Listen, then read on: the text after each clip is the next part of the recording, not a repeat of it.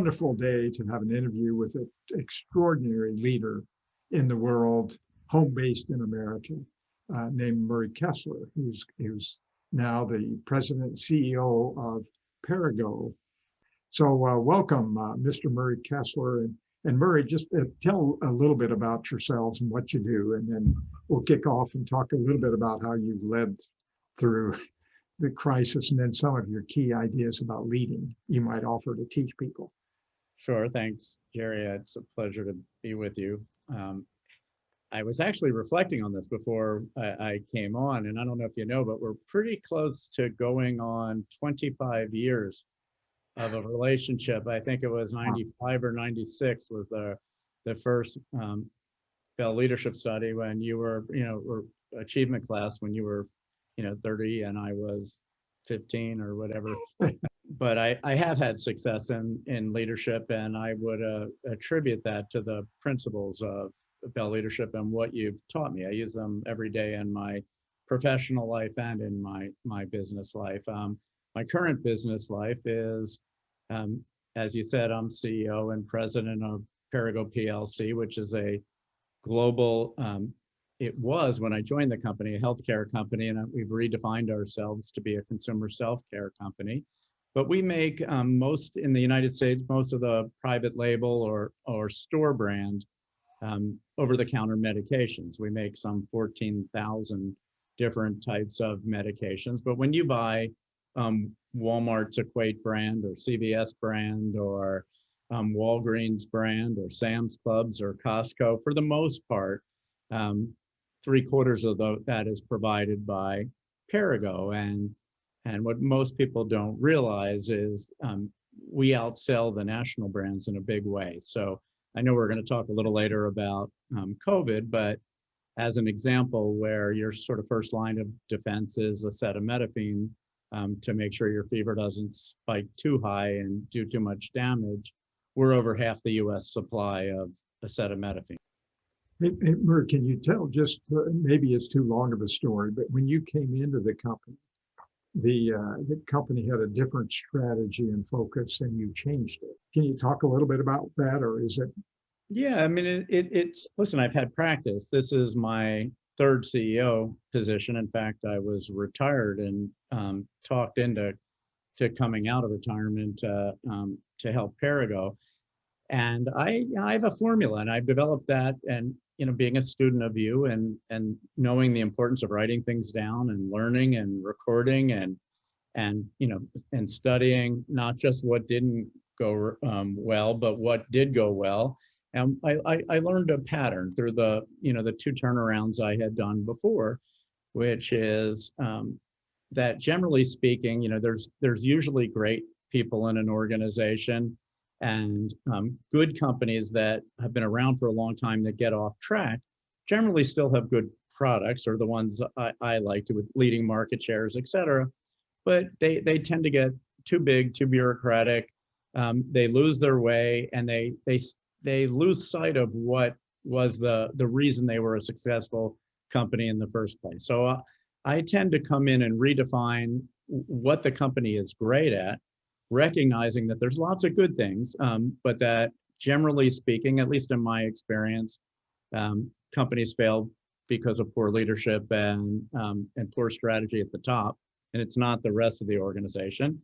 And I came into Perrigo, and that was exactly the situation. It was pretty clear to me that the company was too focused on treating illness. It was leaving too much on the table. So to move from healthcare to self-care, and by the way, that's what we are. We are a self-care company. We're selling you the things at home, for the most part, 80-90% of our revenues, that you can treat yourself with before you need to go to a doctor. We were so defined in illness and treating illness that we had taken away the growth opportunities of the company, because as that company that only was treating illness, we had to wait for a national brand to launch something and then copy it. And that's not my MO. So we came in, we redefined the company to self-care, which now said, we don't want to just treat you when you're ill. We want to prevent you from getting ill. We want to and we want to promote wellness. So that's where we started pushing into weight loss and nicotine cessation. So you don't get those types of products. And in the first 2 years here, we've bought 6 companies and sold 2 non-strategic ones. We've gotten into oral care as one of our pillars of growth. As an example, we just made a major investment in a CBD company that will take time to get there. But again, in sort of bringing plant-based but science-based and clinically proven natural products to the market. And we went from a flat growth to -1% growth company for the last 5 years to between 7 and 10% compound annual growth over the last 2 years, and getting Perrigo back to its winning tradition, because it was a high growth company years ago. And people viewing this, I think it's a beautiful set of stories, and your career transitioning from an industry that was not highly popular and the tobacco industry into a health industry. You've done that, and you've led successfully those organizations. And the principles you talked about with Perrigo, and then your learnings from your experiences. Usually a company that's faltered because the leaders and the organization became too bureaucratic, in a sense, too centralized. And that narrows their vision on what they're doing. So they can, folks, and I'm sort of extending, this may not be what you meant, is focusing on inside instead of really what they're doing on the outside. And the other thing I think was really important, that most of the organizations you've been in seen, and I think this is true, they're good people in those organizations. And they're good people doing good things, and they do good things, and they have some products that are good. But they usually often were led incorrectly. And this is a crucial statement, I think, because a lot of people who go in to turn around things go in with a mindset and a belief that the reason the company is doing poorly are the people are not that good. They're weak and they're doing a bad job, and they sort of tear down the company. And one of the things I've admired about you, you build the company. You build the people, and then you've done that at each organization you've been with. But there's an enormous amount of talent that you go and you build on that, and then you focus on finding the strategy. And again, I think your experiences in looking at the business, you have the talent. This is a clear strategic creator core competency talent to see, well, we're in the curing health as opposed to preventing it, and then curing it is great, but you can do more with preventing it, and there's a bigger market, and so you help the company shift that. But that was sort of, I think you're able to look at things and see the essence and the solidness of a business. And then, yeah, and Jerry, you've taught me from the very beginning, and I'm a huge believer in that there has to be a simple vision statement that every single person in the organization can read a set of 10 words or 8 words, not a big long mission statement. And then when they do that, it permeates the organization. So I pride myself in all 3 organizations, that you could go ask a factory worker what our vision statement is, and they could not only tell you and recite that vision statement, but they could actually say where they are in the vision statement and see themselves in the vision statement. And then, when you talk about talent, I pride myself. Most people, when they look back after I've been at a company for 3 or 4 years, there's a fair amount of change. There'll be about 30 or 40% of my leadership team that's been swapped out. A couple of them I bring from the outside. Then the others are young, talented people in the organization we gave the opportunities and changed the way they did things and got them understanding the importance of self-mastery and reaching to get peak performance, not reach to, do a little better than last year or just make bonus, and which is a flunk, and then we religiously work our way down through sort of our 10 roles as a leader, and we have that vision, and we understand and constantly survey the external environment, and then after we do that, we define the strategy, and then once we do that, we define the products and services, and after we define the products and services, we organize around the work, and so on until we ultimately get to number 10, and I create change again. I have to say, it's really like I'm in a concert hearing a beautiful portrait of how to lead. And of course, the 10 roles, 10 duties, 10 opportunities of a leader. And you walk through those beautifully. And the interesting thing for the watcher, the person watching this, is you notice that Murray has internalized the essence of building a great enterprise. And of course, I'll tell you the thing again. You watch. I know Murray's not perfect, and like the rest of us, but he certainly would say that. But he's got a great ability to deliver. You get a concept, you find ideas, and then translate them into what'll work in your particular situation, your people. And he's got the great.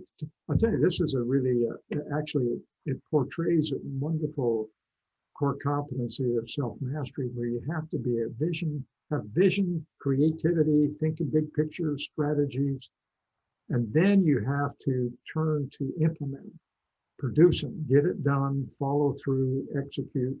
So it's not either or, it's both. The vision statement, even on I am president of the national governing body of equestrian sports as well. We did the same thing. That was an organization I took over. My daughter competed in the London Olympics, and it was a passion of mine. I thought I'd retire and just run that, and that all played out beautifully. And I went into that organization, which was seen as a pure regulatory body and a fishing license. And we redefined what we were as well. And it was to bring the joy of horse sports to as many people as possible. And again, with Perrigo, it's to make lives better by bringing quality, affordable self-care products that consumers trust everywhere they're sold, and everybody knows where that is. And if they look at what's on their desk and what they're doing, and it doesn't somehow help to drive that vision, then they shouldn't be doing it. That is a magnificent statement. The significance of, as Murray's talking about, the vision statement. And the vision statement is really encompasses what we would think of also as the pure mission, what we're after, what we're trying to do, but it's visualizing, this is what we're about. It's kind of always the same pattern over and over again.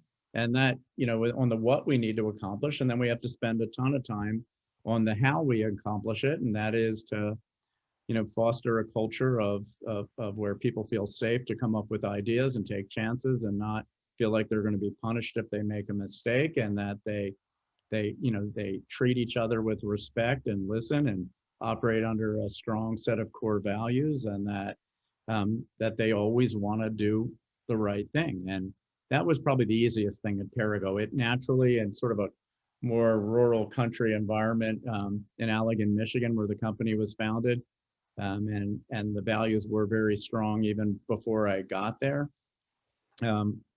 But those are difficult challenges you face as a CEO, especially as you are confronted with crisis, because you can't just turn a $10-12 billion company around in a day. Change takes time, and then you're building and integrating and developing the entire culture and people, all of the people, to do what you're saying. And so, and Murray, talk a little bit about the coronavirus and the crisis that followed. But how did that affect you? And then what were some of the things you did, both in Perrigo and the Equestrian Federation? The effect on the two organizations was dramatically different. And like all of us, no one knew. I've never seen anything move so quickly. I was heading towards a national leadership meeting, bringing all my leaders around the world to West Palm Beach. And it was about 10 days out from when the first cases were purported to be out of Washington state. And I'm like, well, that's on the other side of the country. We're okay. We can bring everybody in, and then we'll start to, be more careful, but we're fine. It's 10 days away. And then 3 days later, okay, we're not bringing Europe in. It's coming fast, and we don't do that. And then 2 days later it was, but we'll still have the US folks all come in. And then 2 days later it was, well, we'll move the meeting to our cafeteria in Michigan. And then 2 days later, it was just me and my CFO in a room on video, and one other person in the company, our head of operations. The three of us broadcasting with video and taping, and and it went incredibly fast, and it was hard to understand the seriousness of it in the beginning. And then because I saw what was happening and getting the inside reports as running a company that had access to hospitals and scientists and chief medical officers, then I had to take that to US Equestrian. So on the one hand, I'm trying to keep the plants and everything running without business interruption, which was job one, along with obviously keeping our employees safe. And on the other hand, I had to shut down the equestrian industry, which did not want to shut down. And then I was confronted with two very big problems. I had one, which I had an industry that had just come to a screeching halt. The US Equestrian Federation, no different than anybody else, its revenues, its ability to send Olympic athletes, et cetera, which we didn't know whether we were still competing at the Olympics or not. But all of a sudden the revenues just turned off. And then on the other side with Perrigo, because we sell essential products, acetaminophen I mentioned, famotidine, albuterol inhalers, and the list goes on of cough medicines and nicotine replacement products for people locked down at home, and on and on and on. So we had one where it shut down, and the other where orders were 500% of normal, and it was crazy. So you like to talk a lot about the concept of a CQ. We had one heck of a complexity quotient being at work. And my teams in both cases, because they were good leaders, they were focused on mastery, they were focused on doing the right things, both of them handled beautifully. So here we are at the end of, almost 10 months of this.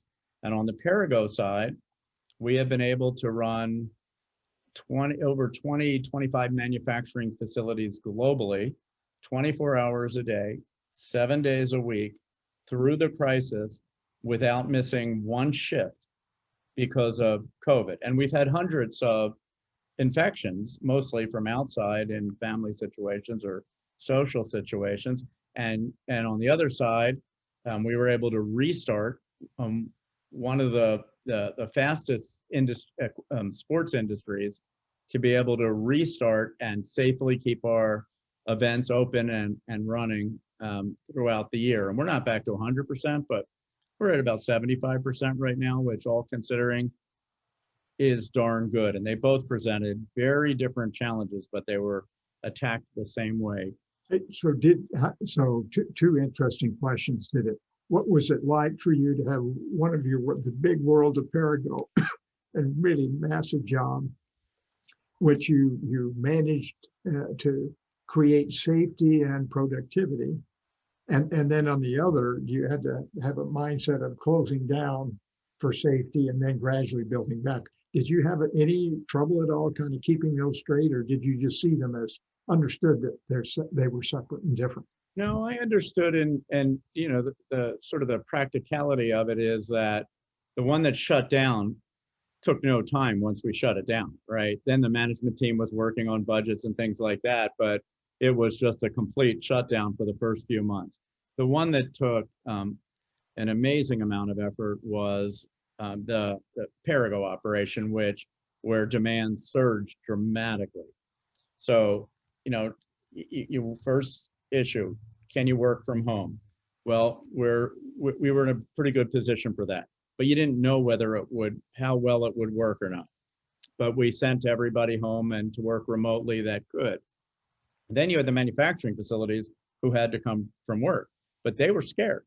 So you're dealing, and whether there were state restrictions, local restrictions, country restrictions, in some cases we made the choice, in some cases countries made the choices. They all wanted us to stay open because they needed our products. But it was more complicated than that, because within our employee populations and associated populations around the world, you have a number of a decent percentage of high-risk individuals. Well, we couldn't risk them coming to work. And then you had a certain level of absenteeism. So we ran with about 70% of normal. And during that period of time, you're like, how are we going to meet this surging demand with 30% less people who are all scared to death? And oh, by the way, we have to set up the equivalent of military installations in the front of what it would take. I mean, we isolated day one. Before the president banned international travel, we had already banned international and national travel. We had already had temperature check. And like I said, I joke, but it was literally like military installations where every person going through screening every day and social distancing day one in our facilities. But you still weren't going to be able to meet demand and do that. So the first thing we did is sit down as a management team and said, well, the world's in a crisis, guys and ladies. What's your perspective? And unanimously, we said, we're going to do what's right for society. We are not going to do what's best for profits, which meant that we immediately stopped manufacturing probably 30 to 40% of what we make, and put all of our energy in focusing on to the things people needed the most to stay safe or to protect them, right? So we provided what society needed. And it just so happened, as the example, the number one thing we started selling the most of was acetaminophen. Well, that's my lowest margin item in the entire company. We sell 80% cheaper than the national brand, and yet we put that at the number one on the priority list because that's what consumers and customers and people that were sick needed. So we did that. To our surprise, we became so much more efficient that we actually had 5 out of 8 of our largest production runs in the company's history, with 70% of the people and only running a smaller percentage. And our financial numbers are very strong this year. Our revenues are up 10%, so our operating income, even though we deprioritized it. We deprioritized profit for what was the right thing to do. Murray, do you have, I know you would have thought of this, what are your thoughts of why the production was so high with 70% of the team and so forth? What do you think caused that? I think there are a lot of reasons. I think, when you're a company like ours, right, and we make so many different products, there's massive changeovers and downtime. And when we focused on the big items, they're just running. So your productivity was dramatically higher per shift, right? We made 4 billion more acetaminophen and ibuprofen tablets over the past 4 or 5 months than the year ago period. That's a huge number. And you also had the people that were there, we were kind. Like, I also doubled bonuses. We paid plants quarterly bonuses. That first quarter, when people were nervous, we doubled it. We bought lunch every day for everybody there, so they didn't have to worry about going out or getting contaminated or anything else. Doesn't sound like a lot. It was $1 million of lunches in a month or so.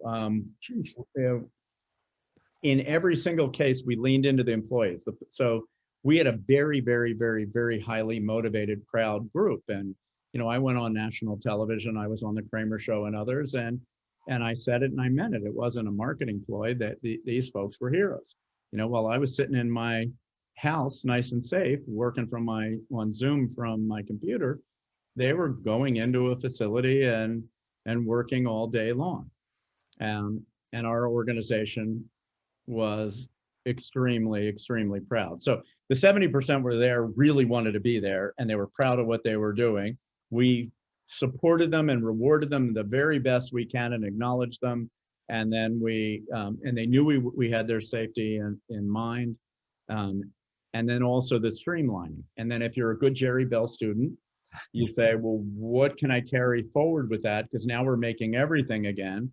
And we are going through mass SKU rationalization projects because we realized that we just make too many variations of our products. So when Advil launches one product, we have to launch 200, right? We got to make it for CVS, and we got to make it for, every other customer in the country, and Walmart and Walgreens, and the list goes on, Publix, and every supermarket with their label and their variation. But all of those competitors, they compete with each other. They don't want the same one. They want a little bit more in this bottle, or they want that. And what we're now very focused on is to increase productivity, which benefits them and us because we can get our service levels higher. We are trying to make some of those more uniform, because the real battle is the national brand versus the store brand. That's so fascinating. And I think you mentioned that the people, your team, the associates at Perrigo, feel pride. And I've talked to a bunch of them. And I think that's so true. What I found is what you're saying. I think pride in that this vision and the decision you made to let's focus on what's right for society and willing to suffer profit.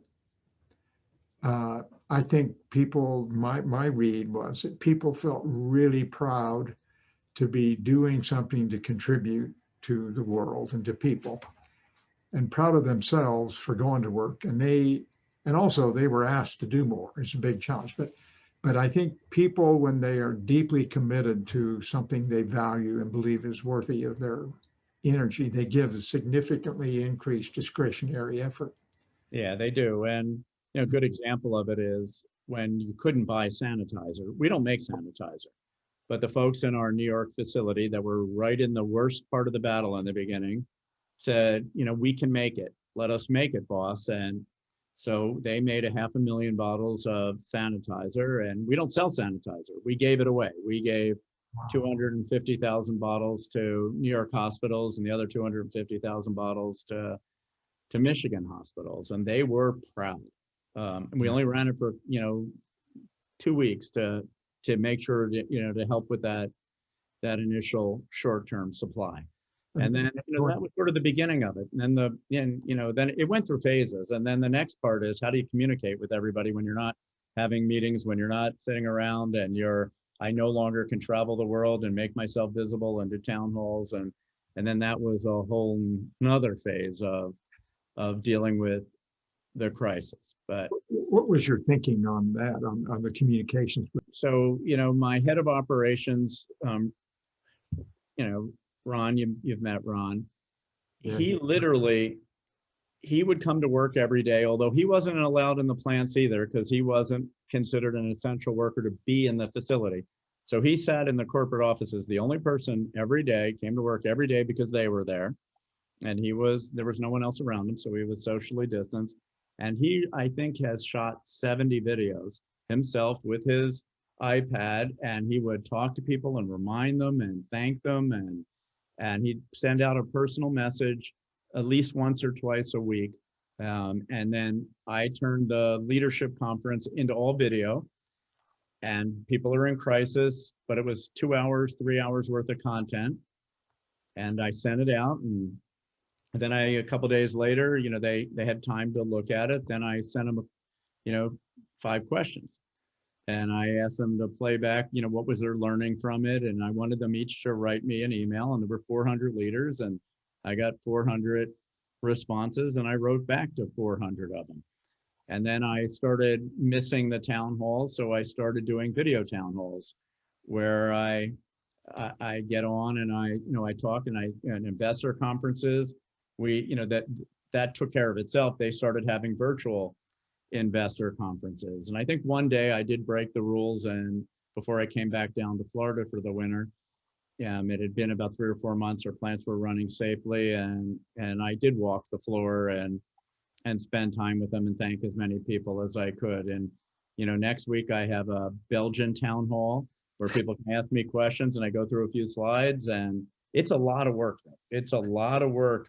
And I used to have lunches where I'd have 12 people and I'd have my employee roundtables. I still do it. We still eat lunch, but we're all in a different room, and we go, and they're working beautifully. But it's exhausting. It's one of the other principles I believe in is work-life balance, and I believe in it for my employees. I believe in it for my team, and that's one of the negative consequences of sort of working from home. There's no boundary to when the day starts and when the day ends and when it's a weekend. And I've had to remind everybody that take the time.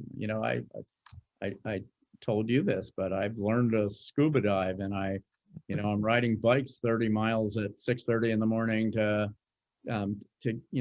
do what I can while staying socially distanced and have a little balance in my life. But it's a challenge, and so I would say now my biggest challenge and that I'm dealing with is a good bulk of my workforce wants office workers who are working from home safely and doing a good job want to come back to work. That they feel, some of them feel depressed and some of them feel frustrated, and they want to come back to work, and we don't feel like we can safely do that yet. So, we're trying to provide mental health resources and, yoga classes and online learning and anything else we can do to, to help keep spirits high, because this is lasting longer than I think any of us anticipated. Yeah, by far, and we got some more months to go. Hey, Murray, do you recall at all? Well, I'm sure you would. But how did you personally feel? Like you're sitting there and seeing, like you had that big meeting, and you could see it in 10 days, the world it collapsed, and business collapsed. But the business kept on going. But did you, as a CEO, did you feel stressed or pressure, or how did you process that and transform into action and stuff? And how about your people too? No, I assigned a 3-person team who were responsible for COVID. And they, our chief medical officer, our head of operations, and our head of HR. And we had a crisis meeting in the beginning twice a week. Now we do it once a week. We're back to once a week. We got to bi-weekly at late in the summer, and it sort of ramped back up again a bit. And we, collectively as a leadership team would meet, we'd make decisions. We were all like-minded on it. So that wasn't an issue. And, they look to me to set the tone at the top. And, I'm always going to put our employee safety first and business interruption second. And then everything else, we'll deal with later. But the greatest compliment my team got was, here was 2 years into the transformation, or back then 1.5 years into the transformation. And the board who had brought me in, and I was the 4th CEO in 2 years. So things were pretty frantic. We kept giving them updates and walked them through it. And one of them just finally said, I don't get it. And I said, you don't get what? She said, the 2 years or 3 years before you got here, everything seemed like an emergency and a crisis. Even if it didn't seem that big, it seemed like it was disorganized and it was a crisis and there was panic. Now we have the biggest crisis there's ever been, and it's so calm. And I attribute that to the team being very aligned, listening to each other, the right balance. Everybody that's on the team wants to be on the team, and the few people that might have created chaos were taken out earlier, and we just managed it. I pulled guidance from the street, despite a lot of pressure. How can you do that? Even though most companies were doing it. And I said, I'm not going to give you earnings guidance. We're not managing like that right now. There's things more important than this. Well, we can't predict it. If you can tell me how big this is going to be, how long it's going to last, whether or not I'm going to have to shut plants down or not shut plants down, how soon doctors' offices will open, then I'll give you a projection. But right now, we pull our guidance, and now we've come back 9 months 6 months later, 2 quarters later, and we reconfirmed the original guidance we had given in the very beginning of the year, despite all this volatility, despite $30 million of incremental COVID-related costs for expediting products and masks and PPE and security and all that. And I'm real proud of how the team has performed. It's a wonderful example for everybody watching, and then for me thinking about it, of the, we have the 6 core competencies of the person who's the most effective leader, patterns of habits of leading, behaving.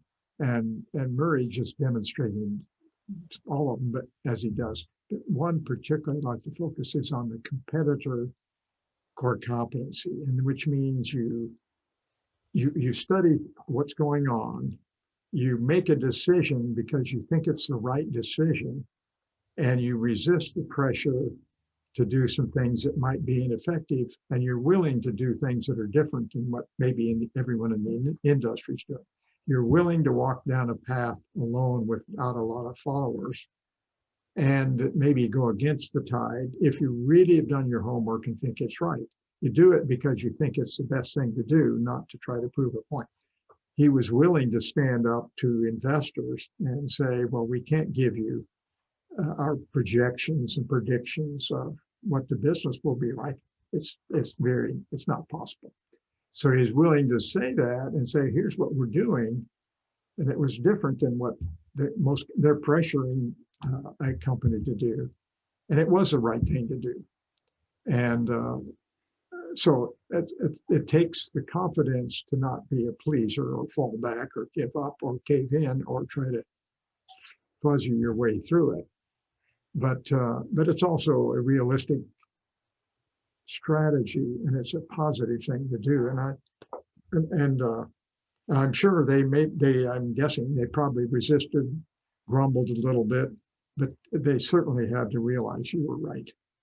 I don't know if and our biggest, best investors, there's 2 different kinds. There's the people who cover the stock who they're not the ones who put their money in the company. The ones who put their money in the company, the big ones, they're in it for the long run. And they were amazingly supportive.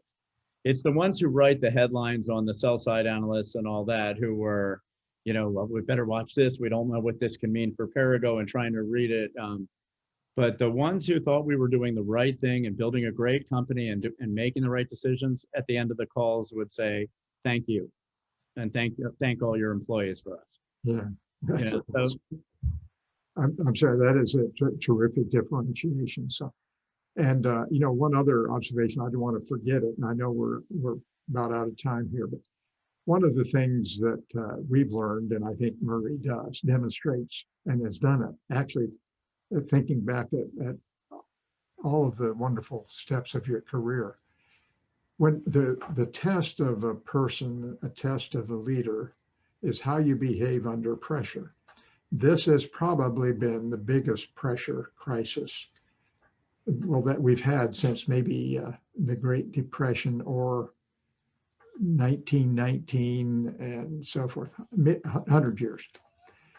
And so under pressure, your true self comes out, who you really are, what you're really like. And so in a crisis, people in all human beings, families, organizations become pressured, stressed, and start to lose their ability to think and act and worry.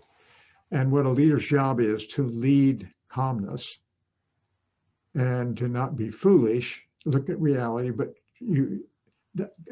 freaking out, stressing out doesn't help. I think one of your core principles is one that I've adopted my whole career, which is, every day you just need to keep learning, and you don't learn from your mistakes. You learn all the time. And that's why I do this. I had 2 big transactions beforehand. I was retired. I made plenty of money. I'm not doing it for that. This is, I enjoy it, and I enjoy leading people. I enjoy making a difference in people's lives. I enjoy, looking out for the 11,000 people that work in the company and their extended families of 5 or 6, so that's 60 or 70,000 people, and the hundreds of thousands of people between retirees and suppliers and that rely on us. And it's just fascinating how every day you can learn more. Great word. Life is fascinating. So, folks, this is a blast. I love talking with Murray and the learning and leading. And I hope as you watch this, you will think about it. And I'm recommending some recommendations to you. As you watch this, I'd recommend you think about making sure you're taking notes. And what are the key ideas you've learned? Things you can put into practice yourself personally and with your people. And I'd also recommend you might consider showing this to your team of people you work with. And all of you watching it, and then all of you thinking about ideas you might gain from watching this. But an example of what we would call an achievement leader who's leading toward mastery and really building excellence. And it's also a joy and fun to do that. And again, not perfect, we'll all screw up, make mistakes. And the key, as long as you're doing your very best and using best practices, then you can always feel good about your efforts to be successful. But the learning is powerful. So I hope you enjoyed this. The world needs leaders. Take the opportunity to lead, and most importantly, build yourself so you can lead even more effectively, because you make your biggest impacts by being more personally effective. You also get your great joys from doing so. Thank Murray Kessler. Thrilled you watched it, enjoyed it. And Murray, thank you so much. Thank you, Terry.